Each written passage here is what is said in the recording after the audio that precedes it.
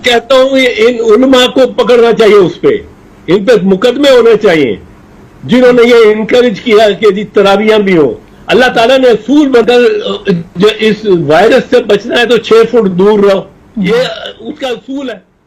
ये आज मुख्तलिफ जगहों पर उलमा इकराम के बारे में बकबकारे हो रहे हैं और कोई कहते हैं जनाब उलमा को हथकड़ियाँ लगा दो, ये बड़े दहशत गर्द हैं, इनको जनाब जेलों में डाल दो, इनके खिलाफ पर्चे होने चाहिए, इन्होंने मस्जिदें खोल दी, नमाज़ें क्यों पढ़ रहे हैं मस्जिद में आकर, इससे कोरोना फैल जाएगा। मेरे सवाल ये है, आपने कितनी सब्जी मंडियाँ बंद करवाई हैं? हर शहर के अंदर आप देखें, हर शहर की किसी भी आप सब्जी मंडी में जाएं, जाकर देखें हज़ारों लोग वहाँ पर मौजूद हैं, वहाँ पर कोई कोरोना नहीं फैल रहा, ना ही कोई एहतियात उन्होंने की हुई है।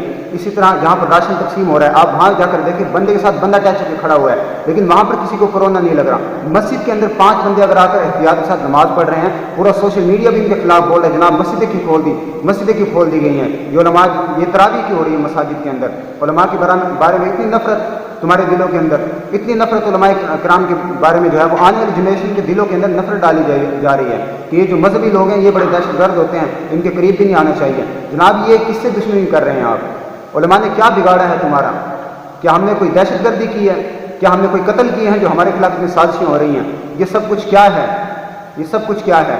जो तुम्हारे यहाँ बच्चा अगर पैदा होता है लाकर उलमा की गोद में डालते हो, जनाब अजान दे दें, मुझे तो बड़ी शर्म आती है अजान देते हुए।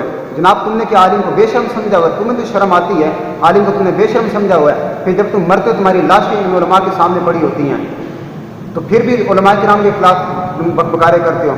खुदा की कसम उठाकर कह रहा हूँ, अगर उलमा ना हो ना, तुम्हारे जनाजा पढ़ाने वाला कोई नहीं मिलेगा, तुम्हें गुस्ल देने वाला कोई नहीं मिलेगा, तुम्हारा निकाह पढ़ाने वाला कोई नहीं मिलेगा। ये शुक्र करो उलमा ये सारी जिम्मेदारी संभाले हुए हैं।